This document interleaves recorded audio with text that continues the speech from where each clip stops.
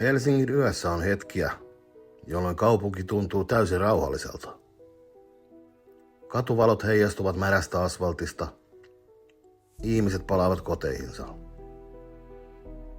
Mutta samaan aikaan pienet ryhmät kokoontuvat paikoissa, joita harva huomaa.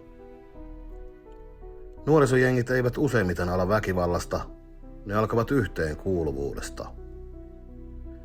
Mutta missä vaiheessa tavallinen kaveriporukka muuttuu ilmiöksi, joka näkyy uutisissa? Nuorisojengeistä on keskusteltu Suomessa yhä enemmän viime vuosina. Erityisesti pääkaupunkiseudulla viranomaiset ovat raportoineet ryhmistä, joiden toimintaan liittyy väkivaltaa ja huumausaineita. On kuitenkin tärkeää erottaa kaksi asiaa toisistaan. Kaikki nuorten ryhmät eivät ole rikollisia. Usein kaikki alkaa tavallisesta kokoontumisesta, samassa lähiössä, samassa puistossa, samojen ihmisten kesken. Ryhmä tuo turvaa, se tuo näkyvyyttä, se antaa paikan. Nuoruus on aikaa, jolloin oma paikka maailmassa on vielä epäselvä. Jos kokemus ulkopuolisuudesta kasvaa, ryhmä voi tarjota sen, mitä muualta ei löydy.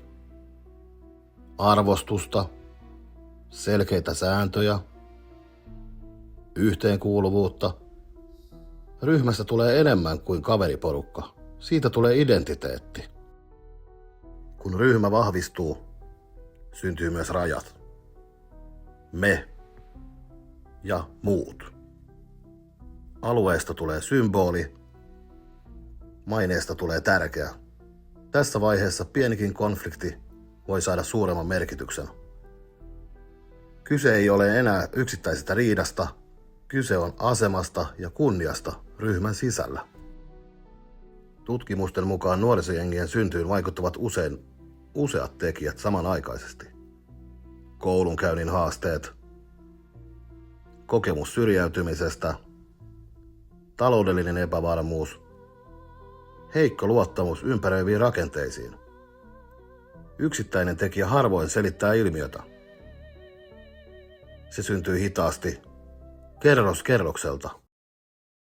Usein ratkaiseva hetki ei ole dramaattinen. Se voi olla pieni päätös. Lähteä mukaan tilanteeseen, jossa ei pitäisi olla. Vastata provokaatioon. Näyttää lojaalisuutta väärässä hetkessä. Kun raja ylitetään ensimmäisen kerran, paluu entiseen ei ole enää yksinkertaista. Vaikka suurin osa nuorista ei osallistu rikollisuuteen, näkyvimmät tapaukset vaikuttavat koko yhteisöön. Turvattomuuden tunne kasvaa, luottamus heikkenee, vastakkainasettelu vahvistuu. Ilmiö ei kosketa vain ryhmiä, se koskettaa koko aluetta. Nuorisojengit eivät synny tyhjiössä.